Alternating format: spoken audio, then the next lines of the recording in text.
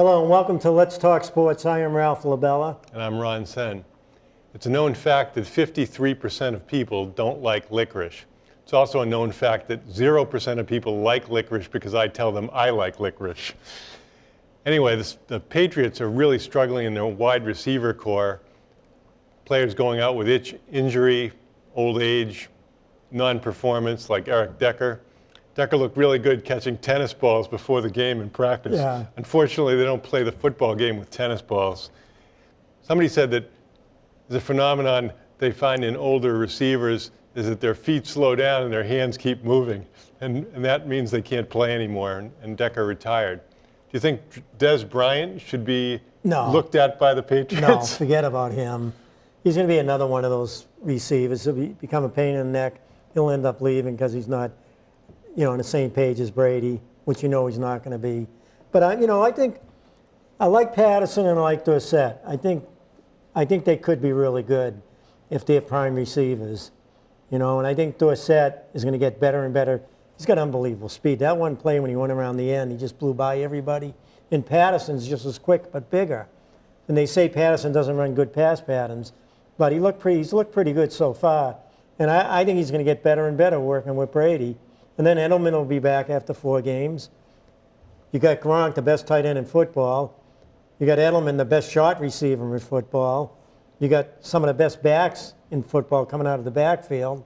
So, I think Burkett's going to be huge. He's got to get healthy. We'll get back to that. Now, leading with the helmet penalties have really been questionable. It almost looks like any hard hit is being labeled a penalty now. Up till last game. I guess they got too many complaints where the second game they were calling it all the time. Well, it's pretty hard. Even if your head's up, you're still going to hit the guy with your face mask because that's what's there. Or if you go down to make a tackle and the offensive player puts his head down, you're going to hit his helmet. Right, and all you need to do is have either a game decided, winning and losing, or a giant fiasco that affects the point spread in Vegas, which is probably even worse for the NFL. But just think of this. How about a tackler? Say a cornerback's coming up to meet a tough running back, and he's coming around, he's coming right at him, and the cornerback knows he can't hit with his helmet, so he's trying to tackle properly.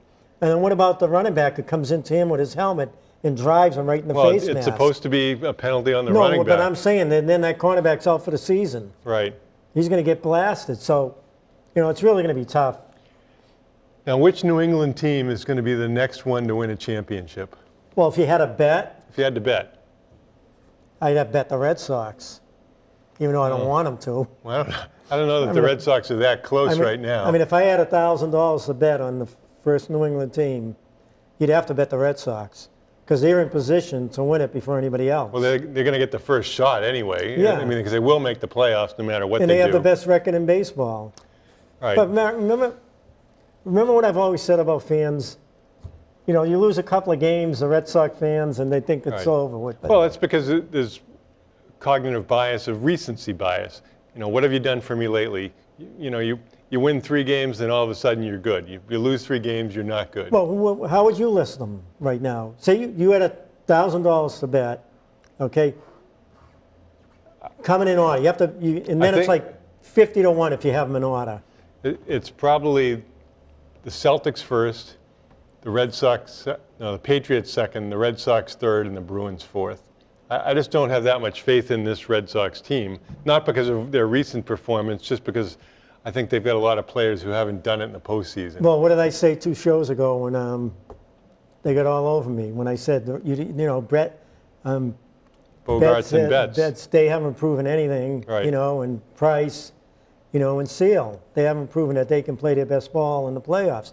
But if I was betting on it, I would bet the Red Sox first.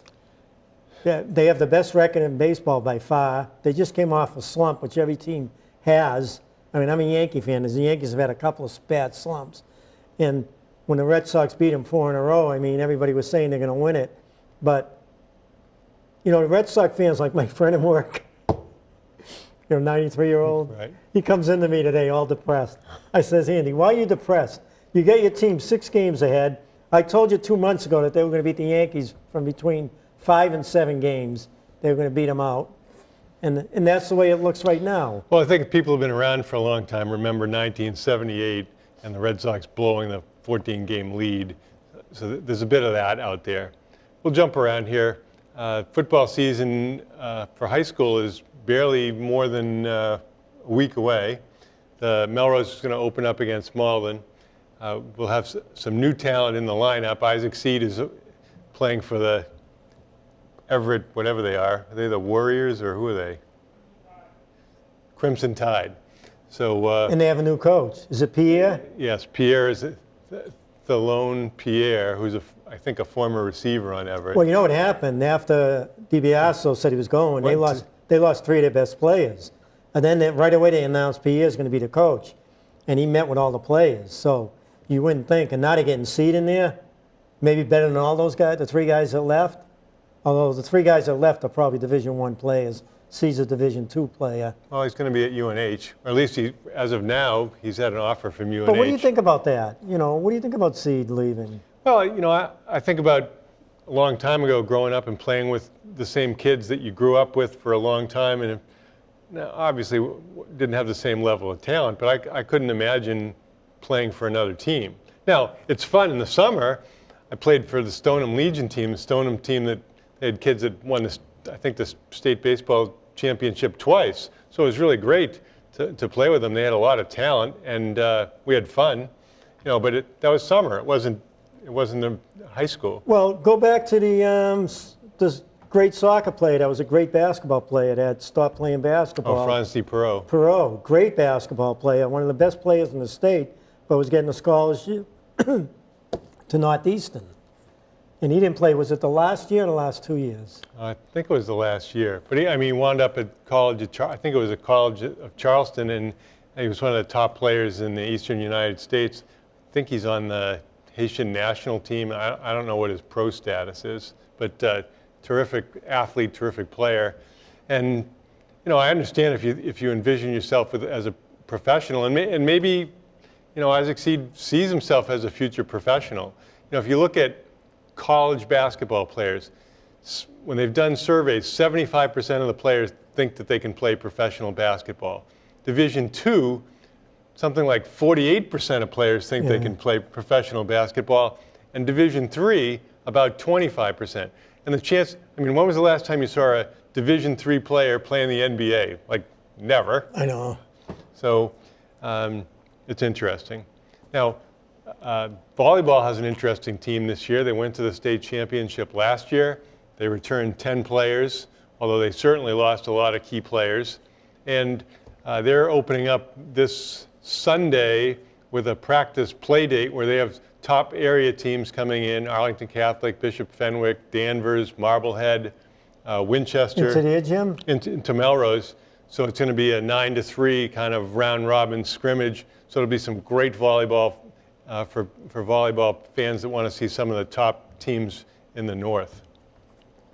I read a great book that was sent to me by Paula's in-laws, who are from Houston. I don't know if they're trolling me. It's called Astro Ball. And it looks much like Moneyball, how the Astros went from the worst team in baseball 3 years in a row to the World Series champions. And it starts with background on their organization, but it's got a lot of terrific stuff. In the middle of 2014, there was a cover of Sports Illustrated that had George Springer, and the article proclaimed, "Your 2017 World Series champions." And people just scoffed and said, that's the dumbest thing ever.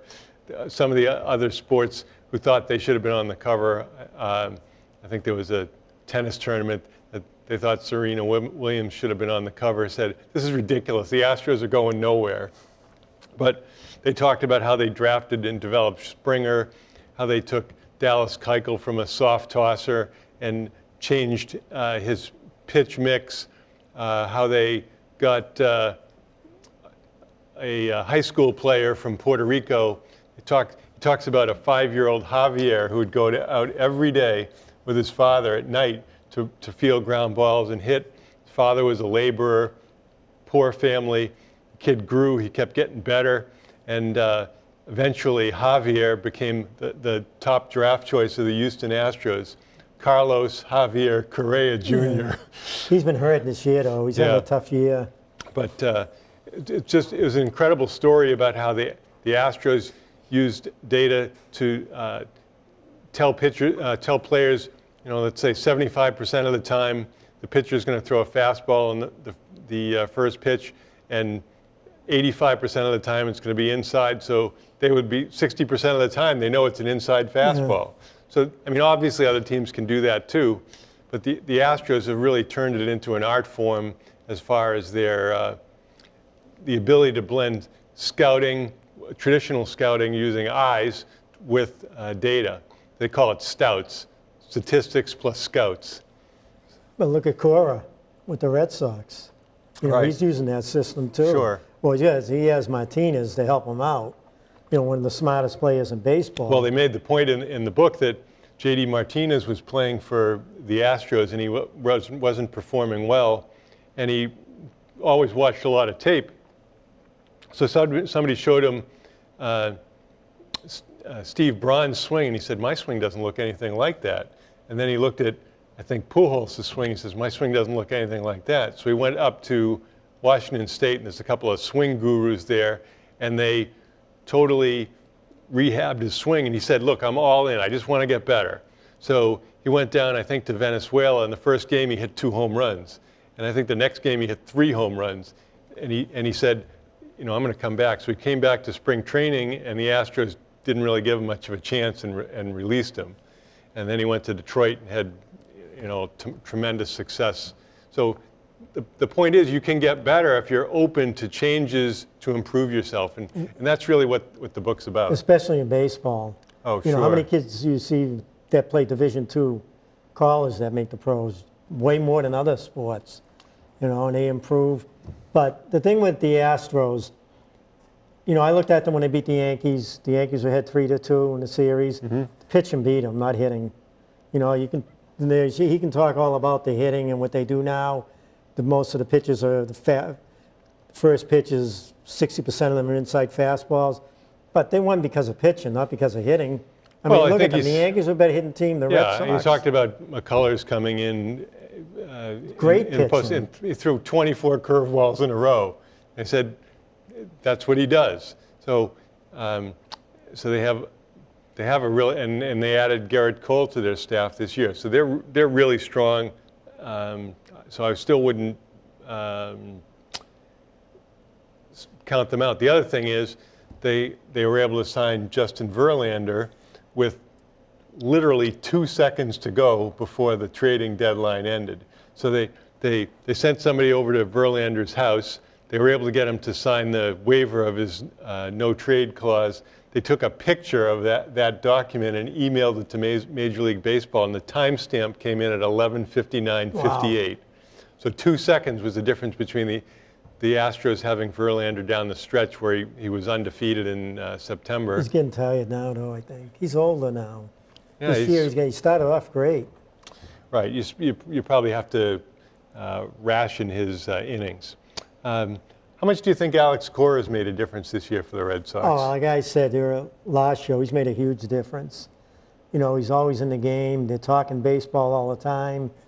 But he has Martinez, who's helped out a ton. Absolutely. But I think that Farrell just wasn't a good communicator with younger players, especially Bogarts. I say this, I talk to the people in work too, the Spanish people I work with, the Hispanics, and they agree with me. They agree with me that the Hispanic players, even though, they have pride in playing, but when you have a coach managing you, who's Hispanic, that means a world difference. It's just a better feeling for them. Right. Well, in the book, again, Astro Ball, they talk about Carlos Beltran, who's probably going to be a future Hall of Famer. And when the Astros signed him, he brought a lot to the team as far as integrating the whole team so that people did things as a group. Because they said in most major league clubhouses, the Caucasian players tend to hang with each other and the Latin players tend to hang with each other. But they said among the Astros, certain players, Alex Bregman, the third baseman, Bregman says he's totally fluent in Spanish. Other people say not so much, but he's willing to try. So he speaks a lot of Spanish. And so I guess that Beltran and Bregman would kind of go back and forth between Spanish and English each. And one of the points they made about Carlos Correa is from the time when he was little, he was convinced he was going to be a professional baseball player. And he told his family, for me to be a professional, I need to speak English. So he studied English and he's fluent in English. Yeah, but I think they're in great shape. You have a terrific young coach, the Red Sox. I mean, that Martinez pickup, believe it or not, I said that when the Yankees signed Stanton. I mean, I was happy about it. I said, but if the Red Sox ever get Martinez, I mean, I'm looking at 118 or 128 games last year, 44 homers, hitting over 310. I'm saying they're going to get this guy. And I remember him when he was with Detroit. He was an unsung player. He batted fifth in that lineup. And I said he was a real good hitter there. But to get a guy like him, and I watch him, he's a great guy. He's a really good person, and you have him on that team, a talented player like him. I mean, that's why the Red Sox are way ahead. Yeah, he's the main reason. I think that he's worked with some of the other players as far as adjusting their swings. Bradley's not a great hitter, but he's improved in the second half. We'll see. I mean, he'll be lucky if he hits 240 on the season. And I bet he's brought the whole team together too, him and Cora. They're going to be so close. You have your manager who everybody respects. You have your best player. I think he's better than Betts. That's my feeling, all-around hitter. And I think he's going to be better in the playoffs, although Betts is great too. But when you have those two people and they're well-liked, that whole team is just going to come together. Now, do you think that Dustin Pedroia coming back in September as a cheerleader, part-time player, something, is going to add anything? A cheerleader, maybe in the dugout, but Kinsler is going to be, this year, I mean, I told you, Kinsler is going to be the guy that comes up with the big hits in the playoffs. He's that type of player. I mean, for them to pick him up, I mean, he's going to be huge. He'll be batting seventh. To have him batting seventh in that lineup, I mean, you watch. He's going to be huge for that team. Well, we'll see. I think that he is a good player. I mean, recently they've struggled because they just haven't pitched well. I mean, they haven't hit well or pitched well, but they've only had one quality start in the last 8 games, the Price 8-inning shutout against Cleveland. It's 162 games. You're going to go through, streaks, ups and downs. And you look at the Red Sox now. I look at the Red Sox different than everybody else, the Red Sox fans. I look at them as a Yankee fan. I look at them and I see the talent they have. I've said it before. They have players on that team that constantly make contact. Right? They may go into a slump here and there, a little slump. But when you have Betts, Benintendi, Martinez, and Moreland makes contact, and now Bogarts is hitting well, and Bradley's starting to play better. What the Yankees have is they have good hitters, but they don't make contact like the Red Sox do. Judge strikes out a lot when he comes back. Sanchez strikes out a lot. Stanton strikes out a lot. You get a 240 hitter batting leadoff for the Yankees and Gardner. You have Betts, a 330-something hitter with power, leading off for the Red Sox. But like I said before, are they going to come through in the playoffs? But right now, the Yanks going to lose 3 out of 4 in a row during, eventually. They've won 7 out of 8. They got Chicago, who's won 3 in a row, but they should be able to handle Chicago. But they're going to go into their slump. When they go into a slump and lose 4 out of 5, and the Red Sox win 5 in a row. No matter who's playing in the postseason, it should be pretty interesting this year because there's a lot of there's only a few good teams, but they're all pretty good. And you have Oakland too. How about Oakland? I know Chris Davis has been on fire. 39 homers. Right. We'll be right back.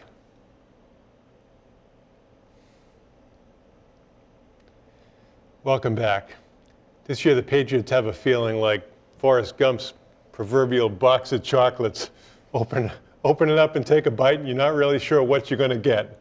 The top draft choice, Isaiah Wynn, is on injured reserve after he tripped over Brady and tore his Achilles, but I guess it's better than Brady tripping over him and tearing his Achilles. And today they signed Shaq Mason to a 5-year, $10 million a year, well, on average $10 million a year contract. Now the first question that raises to me, they're about $9 million to spare on the salary cap. Does that mean Dwayne Allen is going and they're going to open up some money with his salary? I just think that the biggest mistake, one of the biggest mistakes that Belichick made is how the heck did he let Amendola go? How could that happen? So he got $6 million. They just gave Mason $10 million for how many years? 5. How much is he guaranteed out of that? Probably 21. $21 million. They cut Amendola 3 years in a row, right?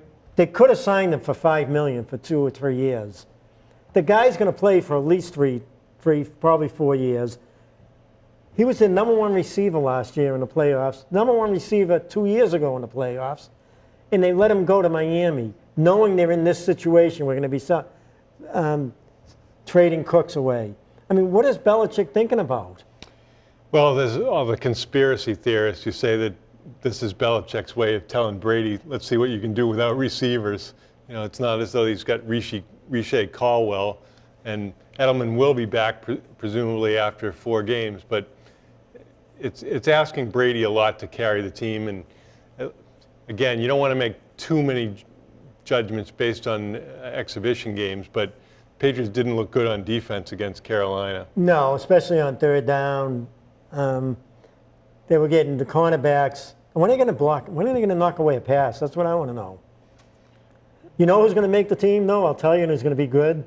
Who? And I don't even remember his name, number 35. The guy that got beat, burnt. Keon Crossan? Crossan. Watch, he's going to make the team. I was trying to understand. It looked like Gillisley was 35 and Crossan was the first time I've ever seen a football game where they had 2 35s in the game. And how about Harmon losing his number? Everybody's saying, when are you going to play? He's got number 21 now. Right. And who is it? Hill's got? Butler was obviously. Yeah. But Harmon has 21 because he let Hill take his number. I think it was Hill. Okay. He got his number. And his parents, one of his parents called and says, how come he didn't play in the game? He goes, I was 21. That's so upsetting when your parent doesn't know your number. Anyway, the Patriots have question marks all over the place. First of all, we all accept that if anything happens to Brady, it's over. Forget about it. Because Hoyer's just terrible. I mean, well, he's not terrible. Yeah, he's terrible. He's not good. He's not terrible. Well, he's closer to terrible than good. Anyway, so then the offensive line. What was Adrian Waddle thinking about when he gets a personal foul inside the 5-yard line? I mean, that was the most ridiculous thing ever. But you know the best part of that game was that Waddle was healthy and playing. That was important because he's going to be good. Well, he was one of, now, last year he was when I saw him play the exhibition games, I said people were knocking Waddle. He was playing left tackle, shoulder was out. And I'm saying he didn't look too bad when I saw him. He got beat once, but he was moving pretty good. I like him. Another guy I like, I'm going to tell you, is Tobin.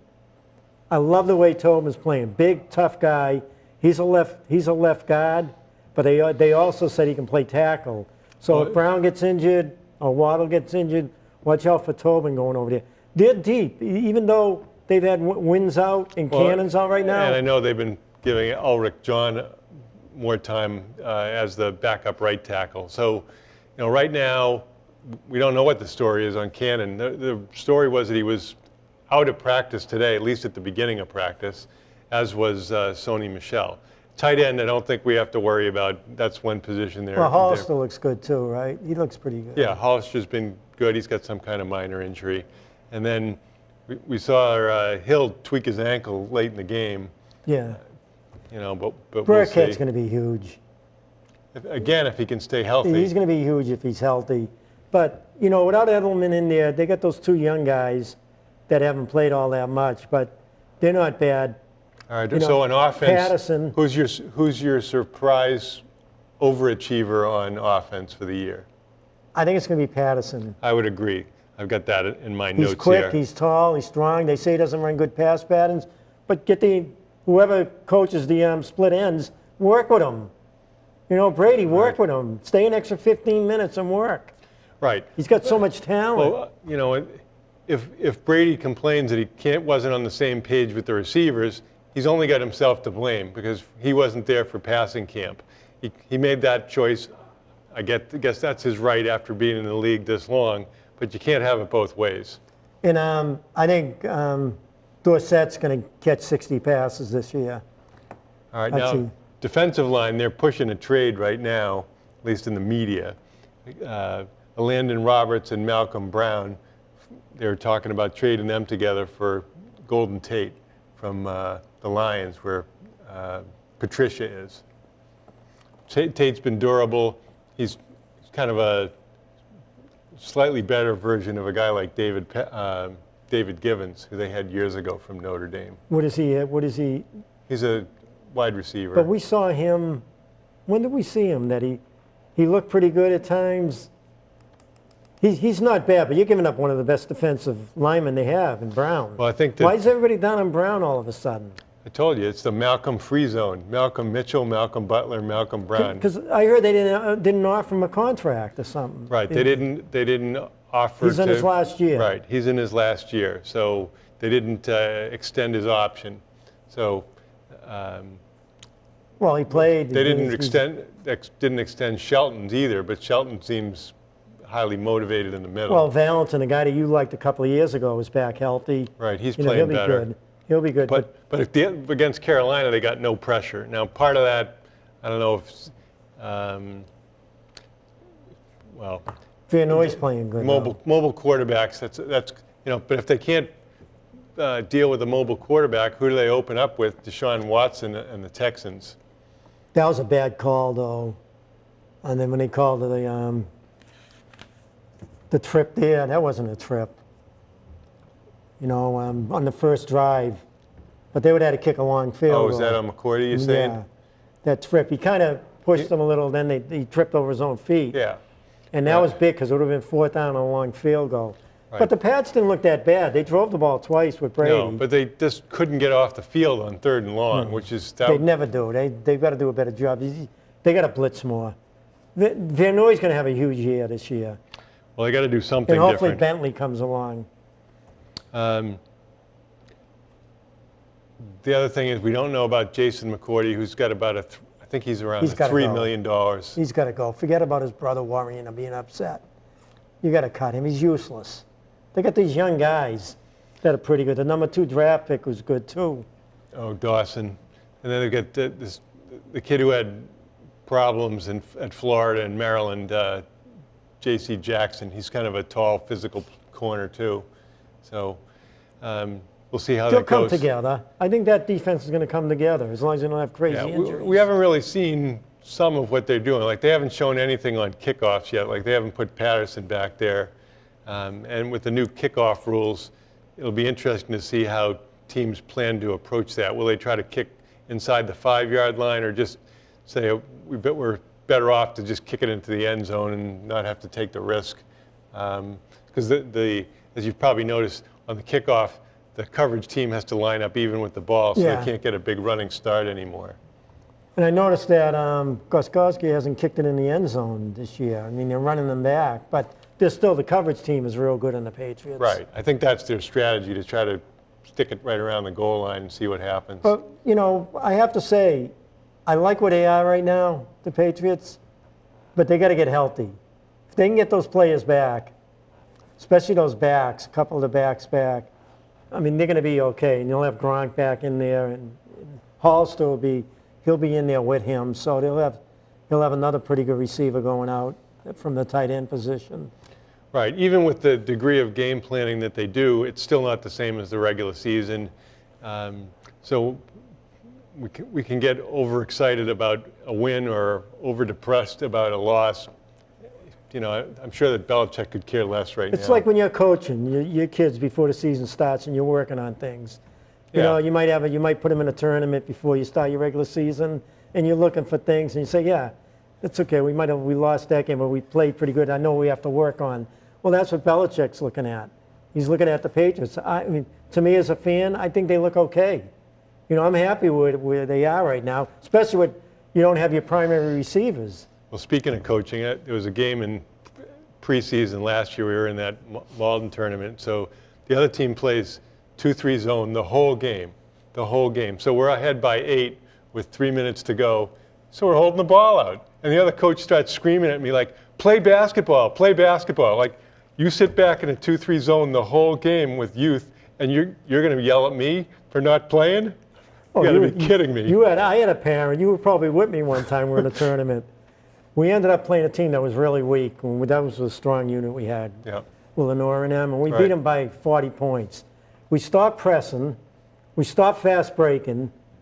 They committed about 20 illegal fouls, illegal picks, and the coach didn't even talk to them. So at the end of the game, the coach comes up to me with his wife and says, congratulations, you have a real good team. He goes, did you enjoy the score? So I look at him, I said, you're not serious, are you? I said, you're getting on me about the score. Maybe if you do a better job of coaching your girls, especially on setting legal picks. Not once did you talk to your girls about setting a proper pick. But I mean, that's what you have. You have coaches tell you crazy things during games. There was a game we happened to win a game in the Metro West in the playoffs against Brookline that had 3 girls almost 6 feet tall, and so we had a really good performance by Sam Dewey and Leah Heafy and some other girls, and the coach from Brookline, who probably should have killed us that game, comes and says, well, if we made shots, we would have won. Yeah, no kidding. If we made shots, we would have won by 20. Well, the thing that tells me all you want to know about some coaches when they play a zone the whole game. How do you teach your players how to play defense when they're playing a zone the whole game in middle school, when you're supposed to be teaching them basketball? I mean, that's what gets me about middle school basketball. Well, it all gets down to people usually play the style they think that gives them the best chance to win. Everybody likes to win, but in the long run, I'd much rather see girls developed at the middle school level and win in high school, and even if it means losing games, because we're teaching them to play the right way. At least how I see it playing the right way. I think zones should be illegal in middle school. They should be illegal because when you're playing a zone, you're making it easy for your team, tough for the other team to score. You can't drive, you can't run plays against man-to-man defense. I mean, that's the art of the game. Not seeing a big team in a 3-2 zone or a 2-1-2 zone, taking up the whole middle with their hands up high, and they hardly have to work. Maybe they'll trap off it. I mean, what is it teaching either team? Well, maybe the proudest I was of the last team I had, we lost in the playoffs by 9 to a team from New Hampshire. They had 3 girls almost 6 feet tall who all played the whole game. And before the game, these girls come out in their uniform. They wouldn't have got carded if they walked into a bar. Was that the game I went to? I don't think so. This was up in New Hampshire. Oh. But anyway, so I said, oh, isn't that cute? They have the mothers wearing the uniforms before the game. And, we had a lot of little girls like the Centrellas and the Champagnes, really tough kids who played hard all the time. Sam Lee, so many great kids who worked really hard and competed. And that's all you can ask. You're not going to win every game, but as long as you go and you play hard, give it your best shot, then you really can't complain about that. I was telling you earlier about what I heard about this point guard from Pentucket getting talk about that a little bit. Hazelton's a guy, 6'9", power forward from Central Catholic, went play college ball. He's got an AAU program up there, and a lot of the kids from Pentucket play in his AAU program. Well, he's also involved with the Bradford Christian Academy high school team. And he took the #1 player from Pentucket, a junior. She transferred onto his team in Haverhill. And their #1 guard coming out of a freshman who's supposed to be unbelievable, he got hurt. So now McNamara, the coach of Pentucket, loses one of the best, probably the best player next to Sam. I think Sam is probably the best player in Division II North right now, from what I saw last year in the playoffs. And she's going to be a sophomore at Melrose. Probably Sam is, I would say, if I was starting a team, I would pick Sam over Hunt, who's a point guard. Very close. But now she's leaving Pentucket. She's been in the Pentucket program for 4-6 years. So is this Bradford school in the ISL? I don't know where they are. I heard this last week, that they lost Hunt, who's now you got Melrose. If Melrose looks like, before the season starts, the two teams you would think are going to get to the finals of Division II North, of Pentucket and Melrose. You look at those two teams, and Pentucket loses, but they have a center, though, that didn't play in the team last year, who's a sophomore now. Well, that's interesting, because I heard that the big center from Danvers also got poached away by another team. I wonder if it's the same team or exactly Wow. what. But, the whole, obviously, parents can send their kids to whatever school they feel is best meets their academic and their athletic needs. But you certainly wonder sometimes with the player movement what's going on behind the scenes. Oh, yeah. Well, maybe academically, maybe it's a way better school than Pentucket. Maybe the school here, maybe more and more kids go. I don't know. She's probably, most girls playing sports are brilliant. You come out of Melrose, most of them are great in school. They do, schoolwork. I mean, from what we hear, all the kids we've coached and we see. Right. I don't really recall that we've coached any player who was poor academically. You never really had to worry about them being eligible or having academic problems. Yeah, let's put it this way. More than half of them in every team we've coached have been in the top of their class. And maybe this girl, they're thinking that, hey, we wanted to go to this school and this is going to give her the best opportunity. My friend coaches a team, St. Pete's and Marion. That's a team I coached a couple of weeks ago up at St. Joe's of Maine. And they played in a 6-game tournament. But they were after his incoming freshman. Another Catholic school tried to get her. But she's not leaving. The Players' Journal had an article yesterday by Steph Curry on Women's Equality Day, and Steph Curry was talking about he has several daughters, and he's interested in their long-term success, whether it's basketball or otherwise. He talks about the importance of women's equality and how he coached at a girls' basketball camp. It was just a camp for girls, and he said what a great experience it was for him and how enthusiastic and inquisitive the players were. And he made the point that it's not girls' basketball, it's basketball. And Steph Curry knows a little bit about the game. Yeah, that team up in Bradford, they play in the NEPSAC, New England Preparatory School Athletic Council. Okay. Supposed to be one of the most competitive leagues in the state. Okay. So in the country, they're saying, and that, but that might come from them. Sure. All right. But, well, so there you have it. Players go where they go, and we're never going to know the reasons why. But hopefully Melrose, all the girls are working hard because they have a chance to go to the States this year. They're going to be very competitive. Some girls really impressed me in that tournament against Pentucket. Sam Dewey is just going to be unbelievable. She was the best player in that game that Pentucket beat them. She was by far the best player in that court. Absolutely. But then you have the sisters, and you have McDonald. And Sam Smith. Sam Smith, and then the younger girls playing too, so coming up. And they have a lot of talent going forward. We'll be right back. Welcome back. Imagine you're Brad Stevens. You're lying awake at night wondering, who am I going to put in the lineup? I have so much depth. I have so much talent. And remember what Chuck Daly said, that every player wants 48. $48 million, 48 minutes, 48 shots. Well, no one on the Celtics is going to get 48 shots, that's for sure. No, that's going to be hard. And it's going to be interesting because there's a lot of talk about that both Kyrie and Hayward want to be the man. I don't know that Hayward, obviously wants to be successful. Who's saying that? I've heard it. I don't know. He's getting the money. Hayward, the player on that team who should be handling the ball in the half court the most is Hayward, not Kyrie. Hayward's the smartest player on that team. He can do more things than Kyrie can do. He's taller, can make those passes that Kyrie cannot make. Unless Kyrie decides, which I don't think he's going to be a true point guard, there could be problems. There could be problems because Hayward, Brown, and Tatum are not going to enjoy playing with him if he thinks he's got a big scorer on a team, he's going to take all the big shots. If Kyrie really understands what he has on this team, I know we think about the point guard's role differently. If I were a point guard and somebody said to me, you can get 25 points and 5 assists or 17 points and 11 assists, I'd rather have 17 and 11.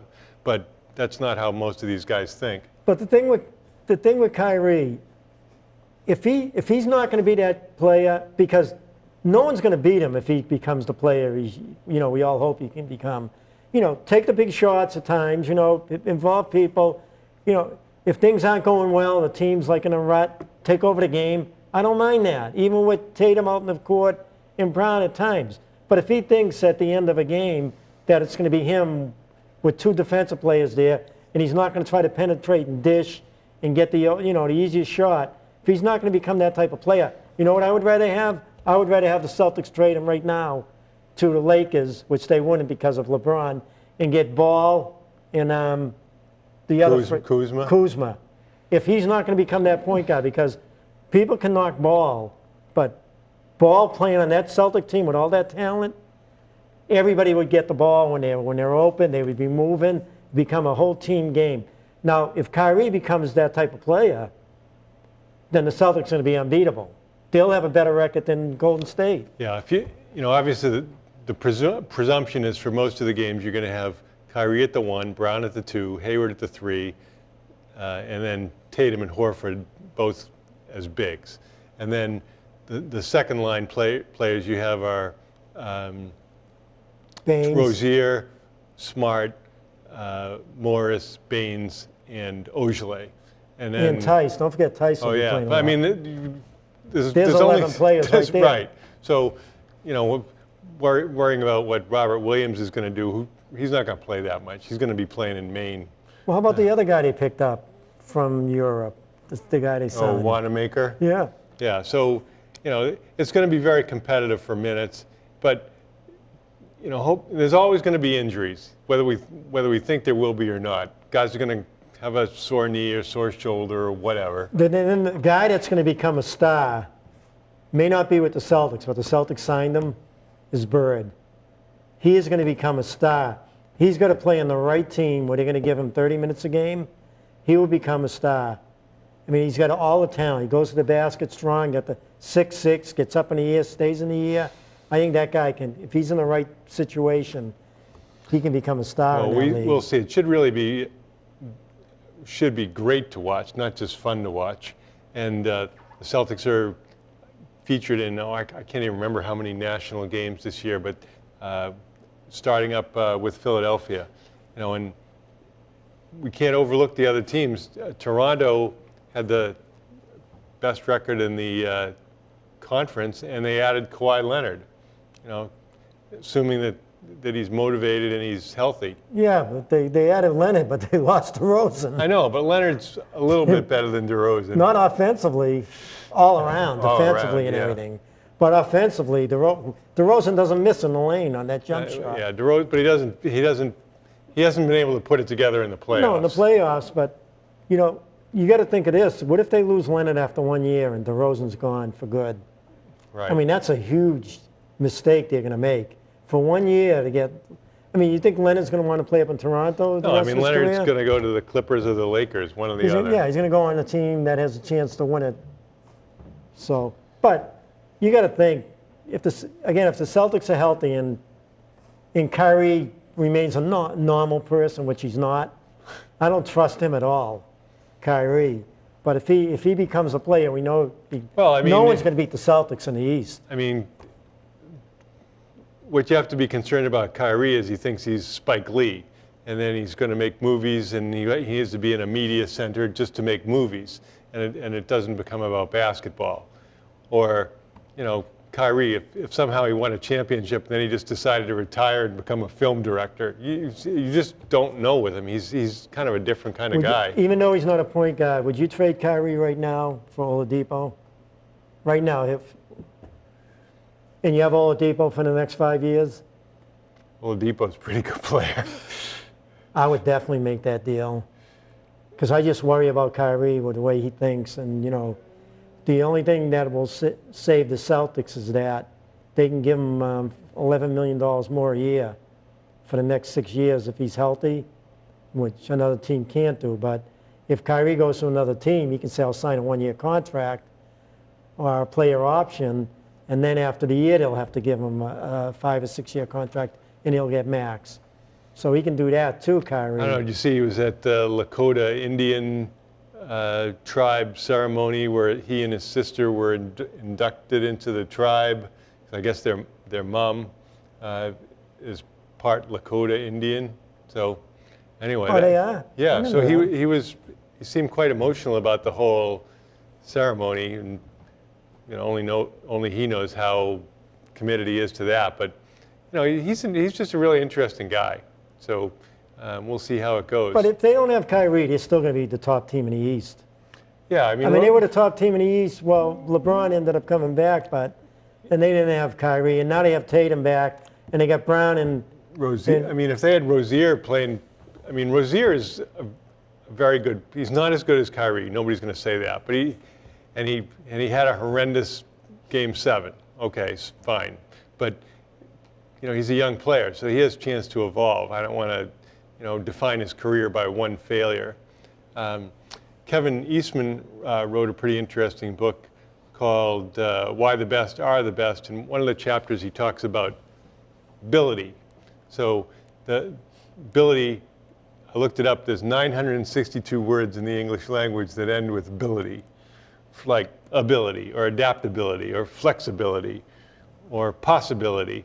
And I think if you had to just develop characteristics for your team, you'd want a certain number of ability words.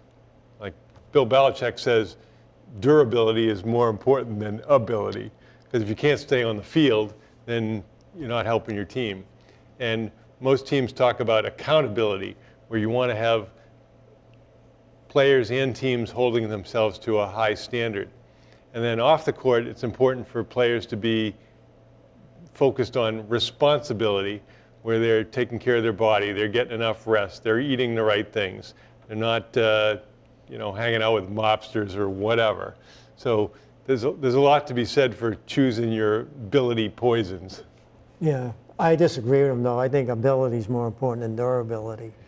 Well, you want both of them, but you have to have ability before durability. If you don't have ability and you just have durability, well, I'm what good are you? I'm sure Belichick's saying you have to have some ability.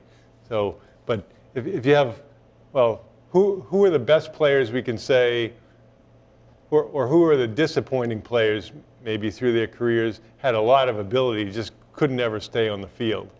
I always thought the Red Sox had a guy, Tim Naring, who had a lot of great potential, but he just was always hurt. It's way too soon to make judgments about. Well, Ellsbury had plenty of ability, but he's missed the whole season. He's missed parts of every season. It's not somebody's fault. They just seem injury prone. So I'm always worried about Sale because it's he's got that funky deliveries and doesn't have a lot of muscle. How about Hightower? Oh, Hightower. So you could probably go and name players all over the place who can't stay on the field or on the court. Embiid, up until last year, hasn't been able to stay healthy. So it's almost limitless. One of the other things that Eastman said is certain things that to be an excellent team, you have to have certain levels of commitment every day. For example, never have a bad practice. So all of us have been on teams where we had a bad practice, and we weren't at the professional level, though we individually were good enough that no matter how hard we tried, we ensure that you would have a good practice. Or one of the things that we've tried to focus on this summer is communication as a habit. So when we're playing pick and roll during practice, that people always call a pick, they always call the coverage on the pick, saying what direction the pick is coming from, etc. And when people make it a habit, then they're going to be a lot more successful. And you always see the teams that are good at communicating are better, defensively especially. Well, those are the players that are locked in the game, that know what to do, call out plays, call out picks. I mean, those are the players that love the game. The players that don't do that, they don't love the game. You can tell right off the bat who loves the game and who doesn't love the game. Well, Mike Reese had a column, and he talked about how Danny Etling comes onto the field every day.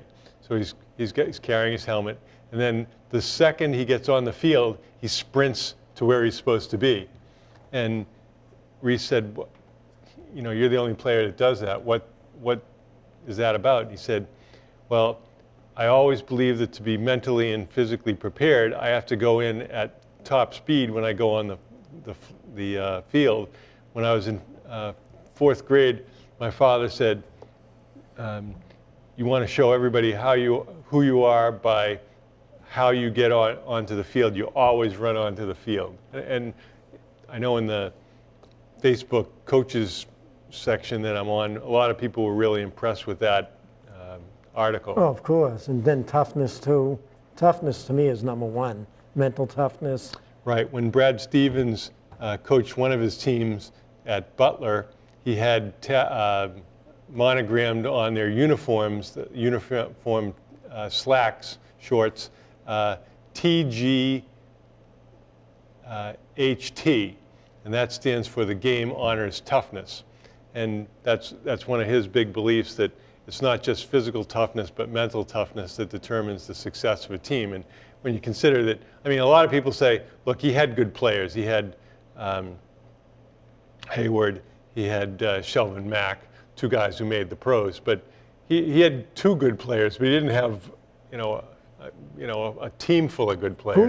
Who's your athlete who's the toughest, both mentally and physically? Pick the top one now in all the sports. Toughest athlete mentally and physically in all of sports. Boy, that came to me really easy. I mean, I'd probably say Tom Brady. Yeah, it's got to be Brady. In every big game, you watch him. He wants it. He plays his best ball. I mean, he is so mentally tough. There's not another player that comes close to him as mental toughness, who really knows what he has to do, never backs down, really wants it, comes out. You know, you would think some players would come out being very nervous in a Super Bowl game, whatever. He's coming out, he's screaming, he's totally locked in. He knows what he has to do, he's confident. Well, we're always going to harken back to the Atlanta game when they came back from 28-3. And you have to be physically good to come back from 28-3, and you have to be lucky to come back from 28-3, but you've got to be mentally tough to come back from 28-3. Oh, yeah. I mean, just his whole career, I just don't, Teddy Bruschi was tough, mentally tough. He came up with big plays in big games, and he wasn't as talented as a lot of the players, but was better than them because he was so tough and strong and made all the big plays. Ty Law was another one. Right, and when you get to either coaching and as a player, to me the best players are always the players that make the other players around them better somehow. Whether it's their ability to motivate or energize other players, or their ability to get them involved, or hit them with the right pass, or move without the ball at the right time, do the right thing at the right time, and a guy that doesn't get as much recognition as some others is going to be Klay Thompson. He seems to be able to make the right play. I'm not saying he's the star player for Golden State. Obviously, they have players ahead of him, but he's a free agent at the end of the year, and I don't think he's going to take a home run. Well, his defense is, and knowing you're going to get a guy like him who plays great defense, lock down on another guard or two guard, besides real good shooter. But I don't consider him mentally tough, though.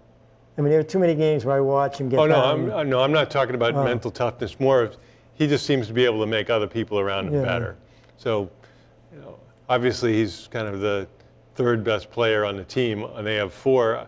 I think that Draymond Green will go to the Hall of Fame someday too. Another guy. You think Green will go to Hall of Fame? I think someday, if he has a career. When he win a couple more championships. Yeah. I mean, he's another guy who he just makes everybody around him better. Well, they're all done with the championships anyway. The Celtics are taking over, I'm telling you. Well, I hope. Celtics are taking over this year. People are going to be talking halfway through the season that they can't wait for a Celtic Golden State matchup. Yeah, one of the other challenges for both players and coaches coming up, I think, is managing information. So, I always hand out notebooks to players to try to take notes on the things they learn. Now, I don't collect the notes. I don't read their notebooks. The only player I ever saw that assiduously made entries into the notebook, and probably isn't any big surprise, is Sam Dewey. She was always focused on what she could do better and how she could do it better. Is she playing volleyball this year? Yes. There's a famous coach at Northern State, Don Meyer, who used to keep 3 notebooks. And he had one notebook where he would keep new things that he learned about basketball. And he had a second notebook where he'd keep new things that he learned about just everyday life. And the third notebook was a notebook of appreciation for his wife. And at the end of every year, he would give that notebook to his wife and start on a new one. Yeah. So, pretty remarkable guy. So I think it's good to have a notebook of your drills. I keep mine online on Google Drive. I think it's good to have a situation book that you keep, and then of course you want to have a playbook. And I'm sure every coach who is coaching at a higher level is going to have sort of a manifesto or philosophy of style of play, etc., notebook to include the information they want. So managing information is a big challenge because there's so much information to handle. How do you see the girls handling that? That he really committed to it? I think for the most part, I try to share some life lessons with people, and what they do with it, that's up to them. And if they take away something useful, that's great. I believe in trying to be a learning machine. It's not about being a know-it-all, but being a learn-it-all. So the more you learn, the more you're willing to share with other people. That's good. And I think it's good to use mental models. Use mental models to try to extrapolate across disciplines, apply what you know to other disciplines. So, for example, sample size. The Red Sox lost 3 games this weekend. Okay, it's 3 games. It's not 3 games is not 20 games. So don't try to make too much out of a small event. Somebody comes up from the minors and he has a great week and he hits 400. That doesn't mean he's going to be a Hall of Famer. Well, they also lost 6 out of 8 games too. Yeah, it's still a limited sample size in the context of the whole season.